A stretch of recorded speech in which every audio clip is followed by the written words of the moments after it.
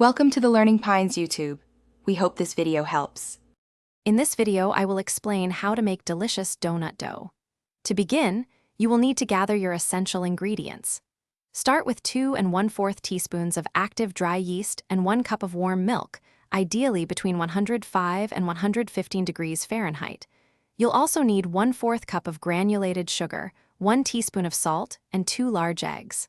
Finally, have 4 cups of all-purpose flour and 6 tablespoons of softened unsalted butter ready to go. Now let's get our dough started.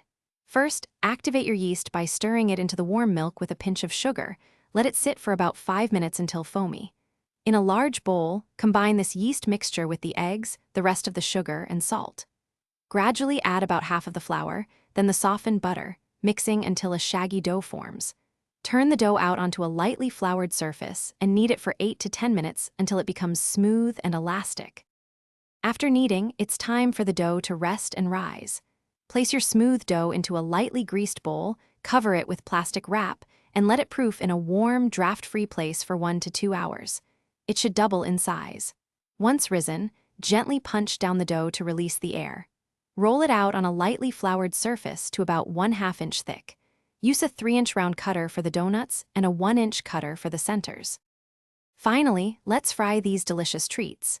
Heat 3 to 4 inches of vegetable oil in a heavy-bottomed pot to 350 degrees Fahrenheit. Carefully place 2 or 3 donuts into the hot oil at a time, being careful not to overcrowd the pot. Fry them for about 1 to 2 minutes per side until they are beautifully golden brown. Remove the fried donuts with a slotted spoon and place them on a wire rack to drain. Glaze or sugar them while they are still warm for the perfect finish. Thanks for watching. Consider subscribing if we helped you.